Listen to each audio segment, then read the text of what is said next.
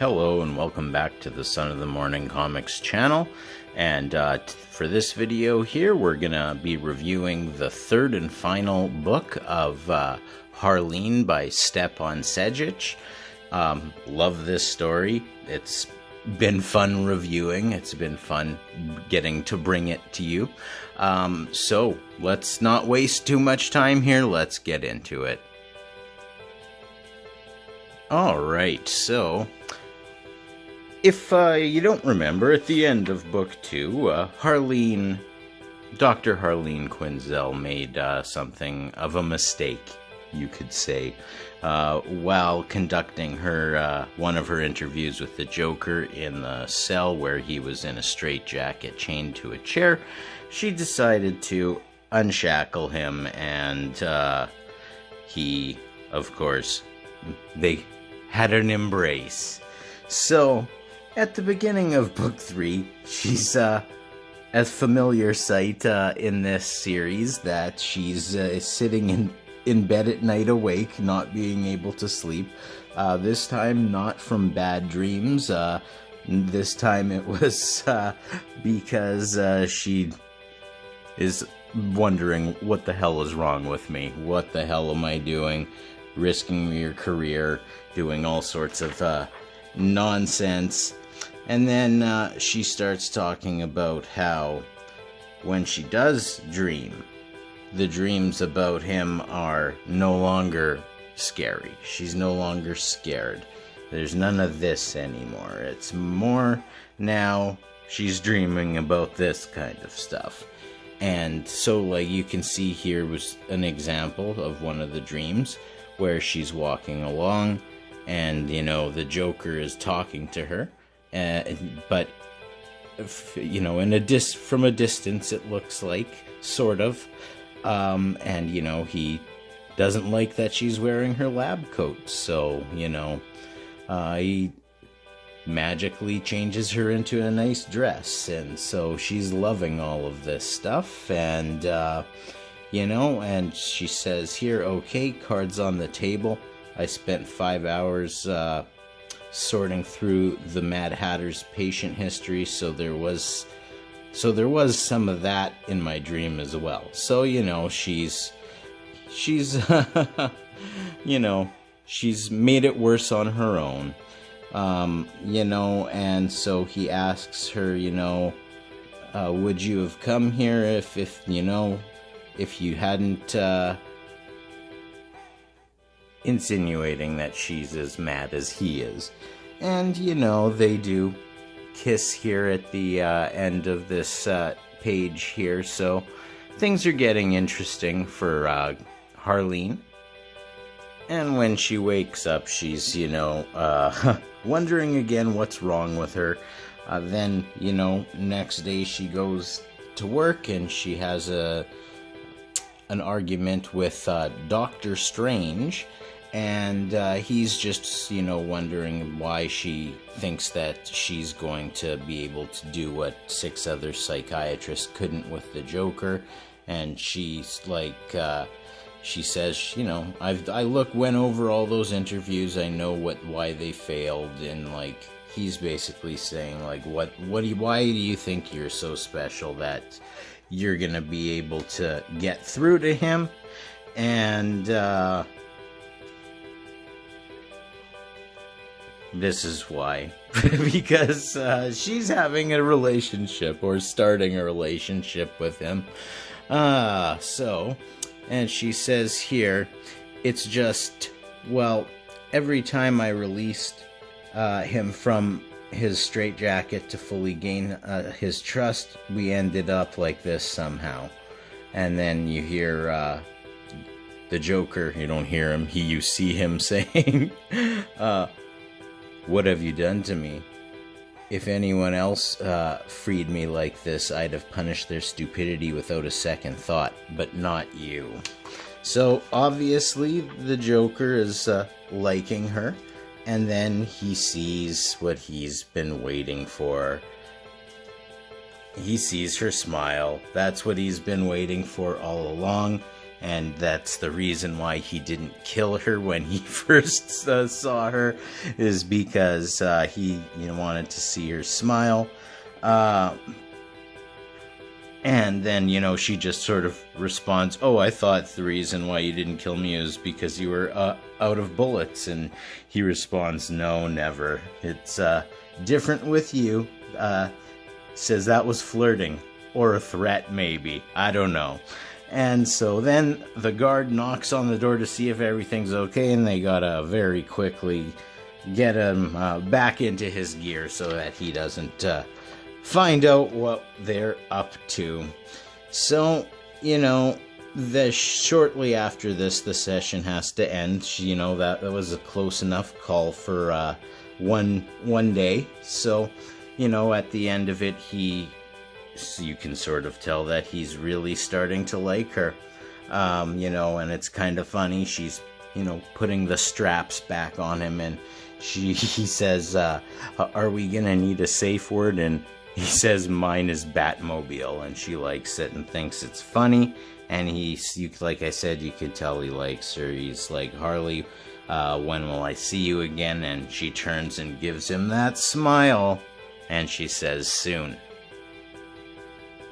After leaving the Joker, she goes outside and she sees the guard there, and she apologizes for being a little rude to him, and then he's very apologetic, and she basically said, "Oh, just don't interrupt when I'm doing my thing," and then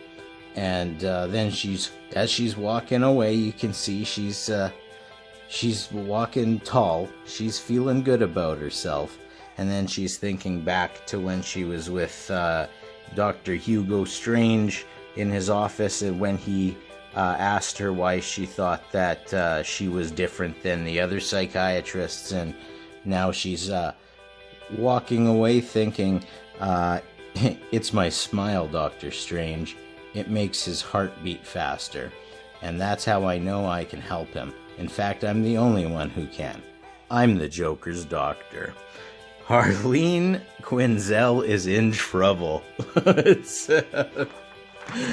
quite obviously she's in trouble. Now we switch to Harvey Dent and what's going on with him. He's talking to his assistant on the phone, or at least he thinks he's talking to his assistant on the phone. Realizes there's some weird stuff going on here. He's definitely starting to lose his mind. There's definitely more than one personality going on in that old two-sided face of his. And then he gets a knock on the door, and it's like a bunch of cops, and they come in, and he basically doesn't want to have anything to do with them, but then they walk in and they start putting the masks over their face, and these are the executioners. These are the guys that killed the guy who threw the acid on his face. So they came here, I guess, to show some blind allegiance to him. And so he's talking to these guys, and like I said, he's having his multiple personalities now. And like I said, they're telling him that they want to do his work, that he was the best prosecutor that Gotham's ever had. They just want to skip the process. They want him to be the prosecutor and say,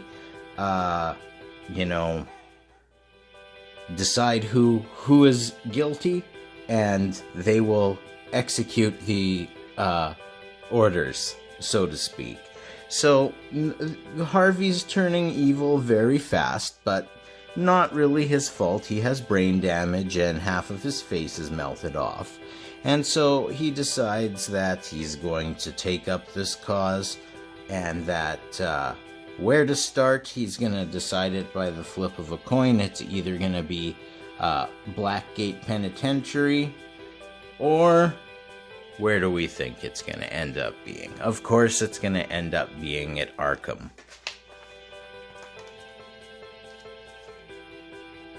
So another day at Arkham and another visit with the Joker, of course. And so this is an interesting scene here where basically, he's actually opening up to her, finally, which is what she wanted, which is what she said that she could do that nobody else could. So, they're talking about how he, his appearance is caused by falling or, I don't know, being thrown into a whole bunch of chemicals. And that he doesn't have a lot of feeling because of it. So he doesn't feel a lot of pain, really. So, she's touching him there, no feeling, still nothing there. That, and then now we're talking. When she really digs in and scratches him, he can feel it. And so she's, loving herself again, very pleased with the way things are going, and so that's how that one ends there. She walks off, and then she starts sort of reflecting here about her time at Arkham and how she's started to kind of enjoy the place, and it's, she would get to have these conversations with the Joker, and, so she sort of had taken up this idea that she's going to try to be nicer to some of the people that she's, interviewing and trying to treat. She says some of them that she's getting mixed reactions. Here, just, you annoy me. So that's not working, obviously. But she does get a better reaction from Poison Ivy, who she takes her over where she can get some sunlight, because she says to her, given your special condition, and Poison Ivy is very thankful to her for that. And here's when things start to go wrong for Harleen. She says to herself, weeks turn to months. Even though my schedule said sessions, what we were having were dates, minus the whining and dining, and with the excess security restraints thrown into the mix.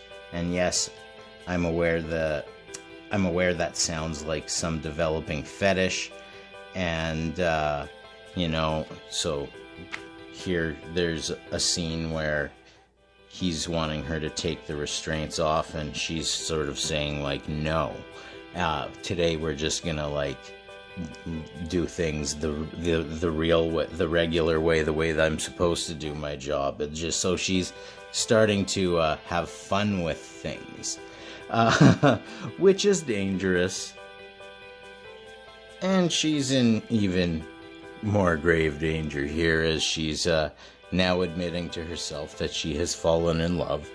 And as well, she's also just found out that she's had getting a more grant from the Wayne Foundation or whatever they're called. So she's going to have more money and more time to spend with her new love. So as she says, everything's coming up Harley. Or so she thought. So unbeknownst to her, a visitor has come to Arkham.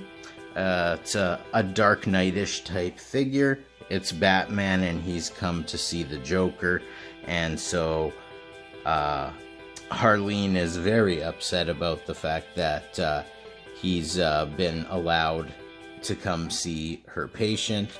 And Batman says, Dr. Quinzel, I'm here on an urgent matter. One of the Joker's associates was found. And she doesn't care. She just wants him away from the Joker, away from her patient. She says she's not like Commissioner Gordon. There's no bat signal here. You don't need to be here. Batman replies to her, very well, I'll leave him in your hands. However, be careful with him, Dr. Quinzel. If you stare into the abyss long enough, and she replies, you may find a broken man trying to climb out. And, yeah. So, not very good. Batman was there, and she says to herself, right there, I realized just how much this felt like a dream with the Bat Beast, which was in the first book. A shiver ran down her body, and she says, damn, that was, and the Joker says, amazing, and she replies, I was gonna say scary, and he's like, I'm ready for more therapy, and she touches the glass and says, me too. Now she's in real trouble because she, as she says, I arranged a date, which means she arranged a psychiatric session with the Joker, and then she's in the bathroom putting on makeup, talking about how she never used to carry makeup until very recently, and it's not a very good thing, and she's sort of just still thinking that she's gonna help him. And as she's going to see him, she says to herself, I guess that was why the whole Batman thing made me snap. It was what he'd said that night months ago.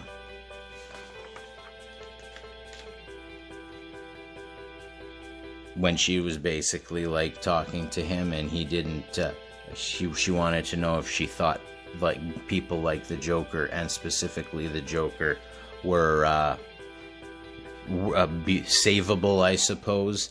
And his response was,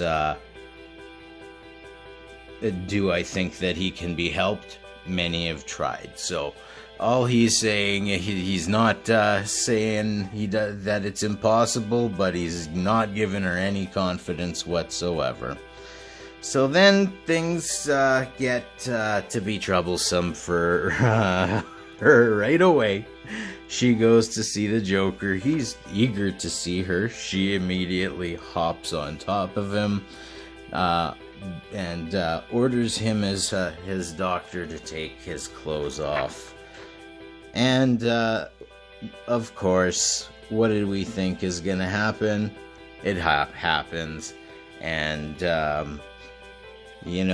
she talks about on the top there about how she'd seen his back and knows how scarred up it was, but likes the fact that she's just adding to it right now as she's digging into his back. Then later when she gets home, she's lying in bed and she's just very, very, very pleased with herself.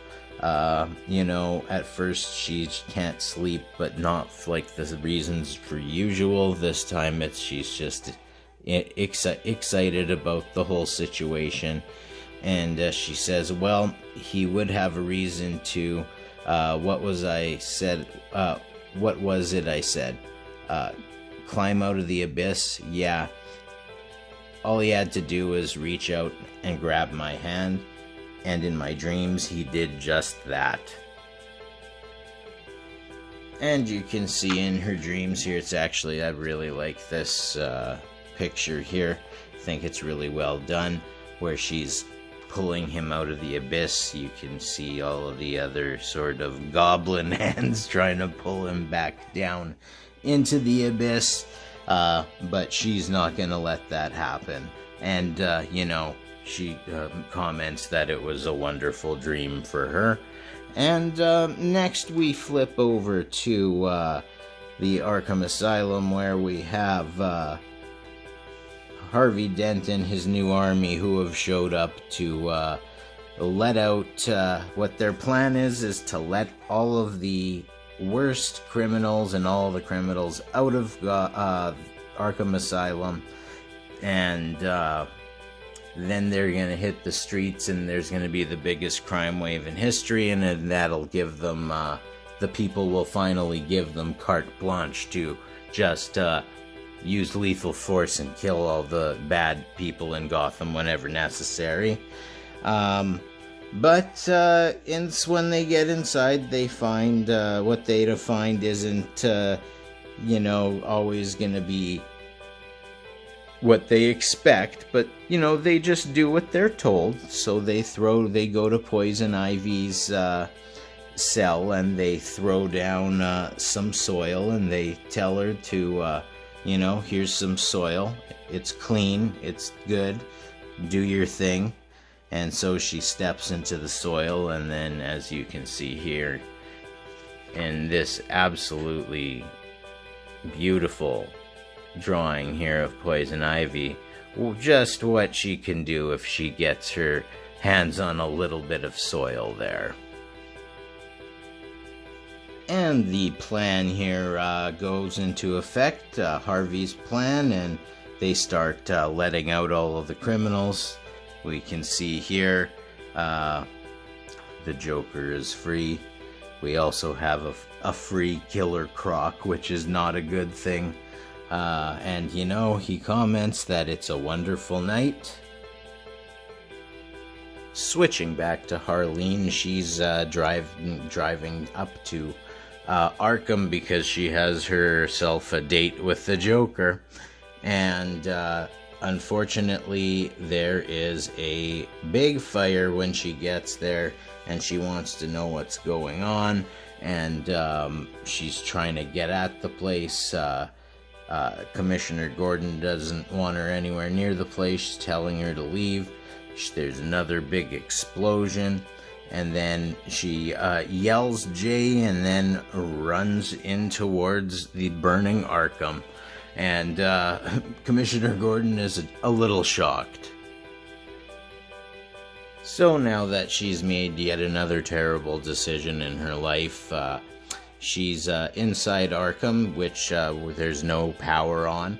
Apparently, though, the security cameras still work, so they can still see everything going on inside the building from the outside.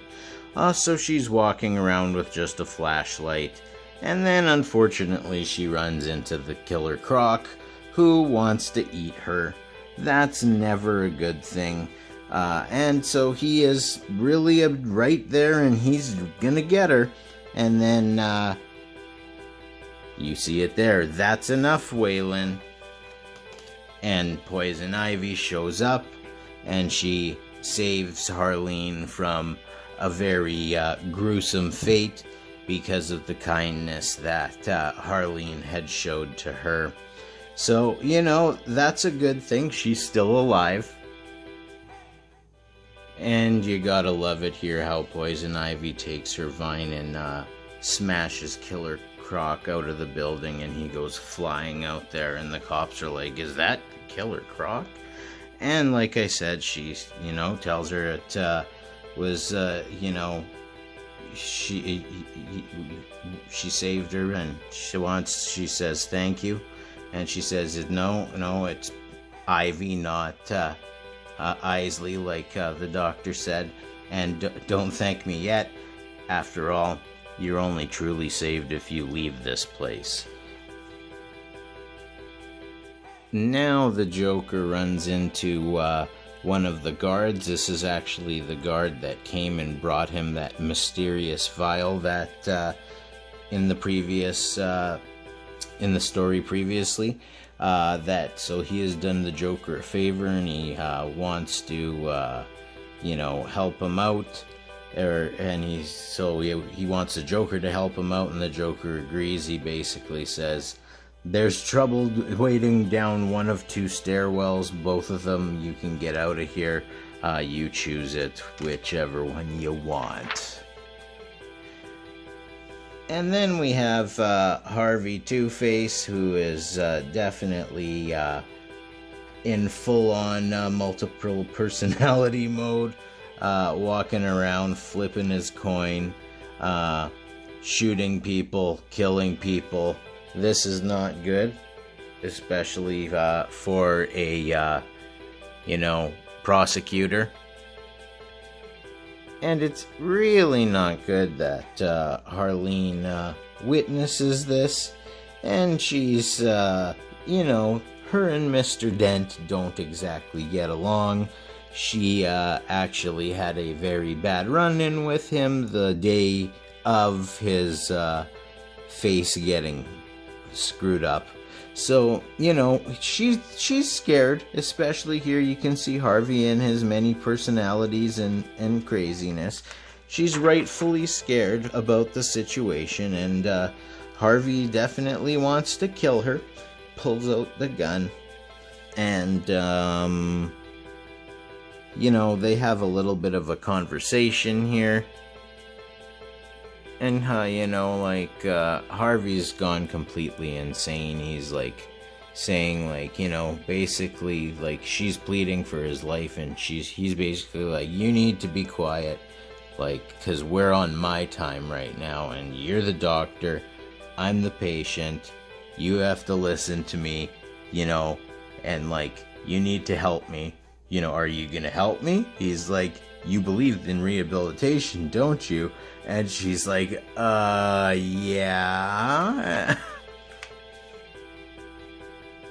And oddly enough, the Joker walks up and is hiding around the corner listening to all of this.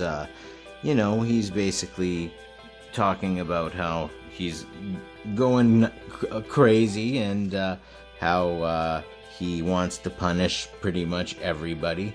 And she's very concerned that she's about to die. But do we really think that the Joker is going to let her die? And of course now we see the Joker here enter the fray. As we see, he has a brick behind his back. And this is probably not going to end without some blood, right? And so, Harvey decides that he is going to pass judgment on the Joker, and it's not going to go the Joker's way. Of course, Harvey having the gun, and so then the Joker does what we expect him to do and smashes the brick over Harvey's face, and then continues to, as he will say, smash the good side of his face until Harleen gets him to stop. She doesn't want him to, kill him. And then, they're talking, and, she's, basically saying to him, you should, give yourself up, turn yourself in. I'm your doctor, I can say you saved my life, and you can, they'll give you less time on your sentence, blah, blah, blah. And then, one of the guards walks up.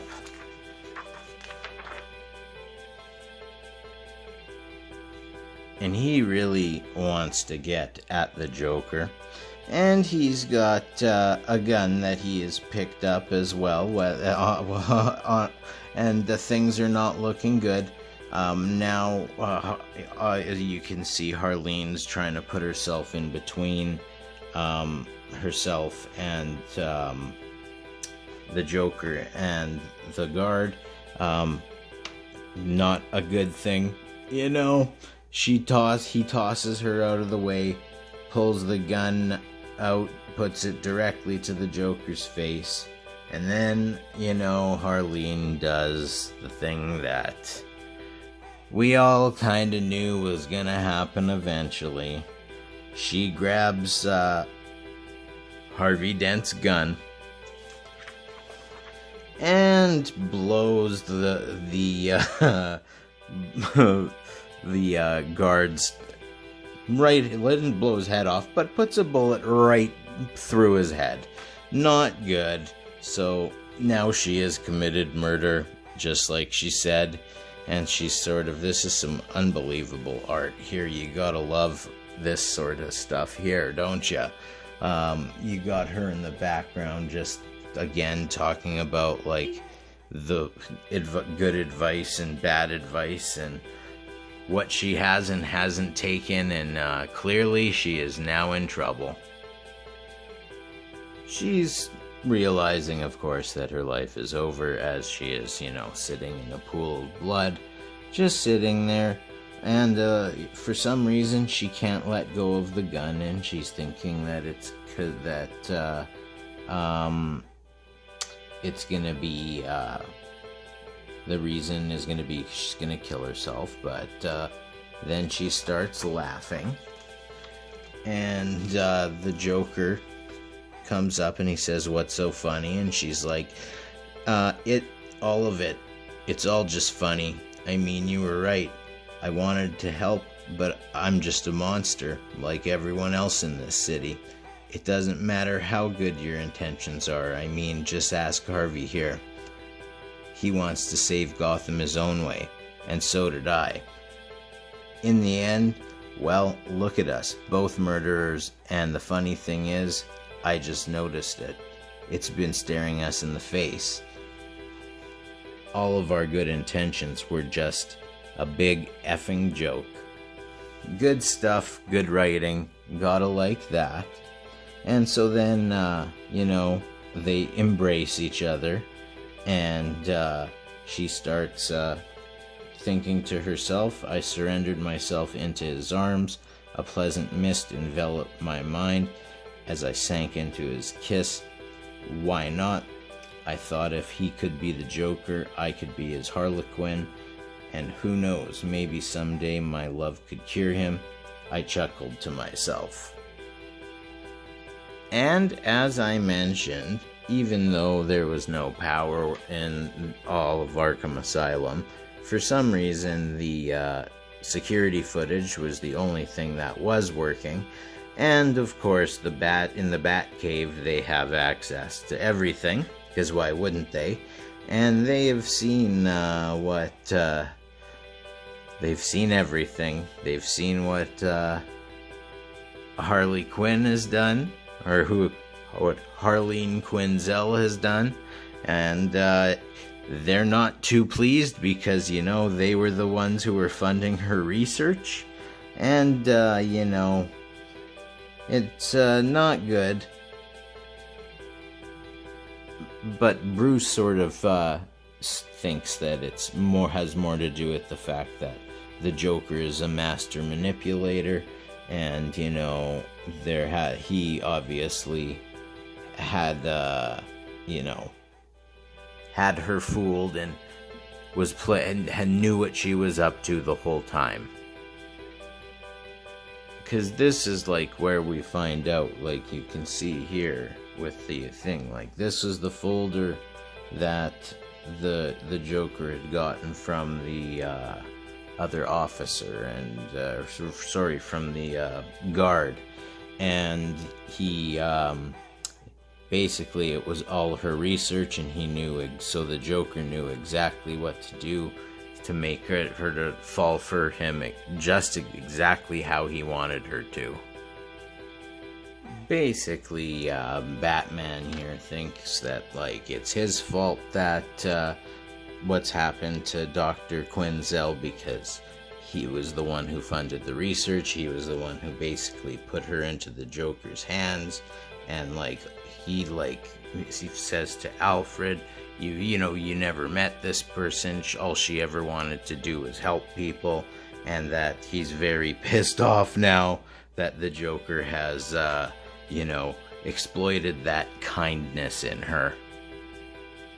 And here she's now definitely turned into Harley Quinn, and she's looking out at the bat signal, and she's sort of thinking about her dreams, and how they're more fuzzy now. They aren't as lucid, or, she doesn't remember things as well as she used to with those dreams.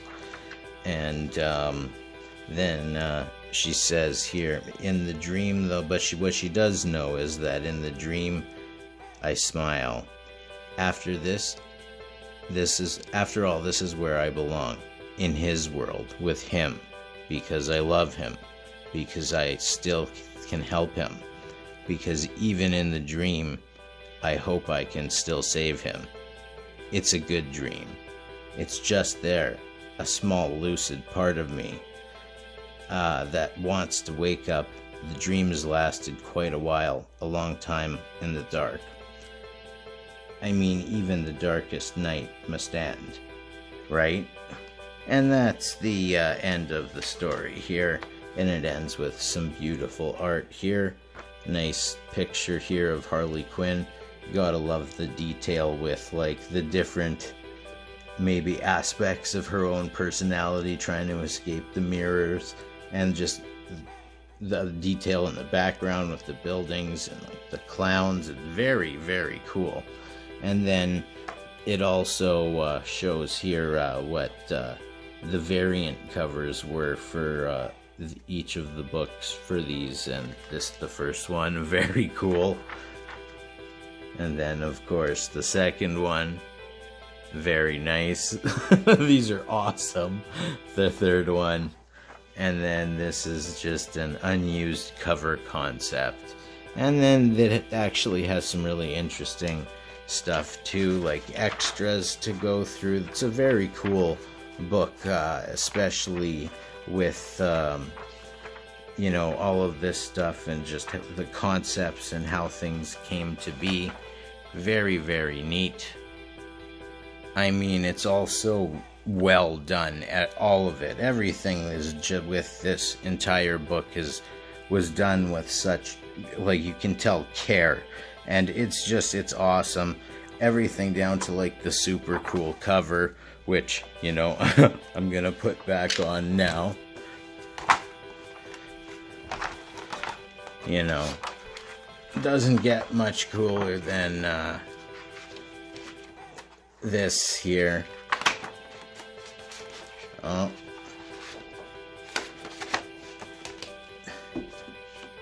There we go. So, there we are. That's Harleen by Stepan Sejic. An unbelievable DC Black Label book. A great read. Had no idea that it was I didn't order it. I didn't buy it in person. I ordered it, and it came in the mail. So like I didn't realize what I was ordering and that it was this cool thing here. But very cool. Highly recommended. Go pick this up. You won't be disappointed. If you like this video, hit the like button, subscribe to the channel, share the video if you like it as well, leave some comments down below, hit the notification bell. You can visit me over on Twitter at sonofthemorning7, and you know, until next time, everybody out there, have a good one.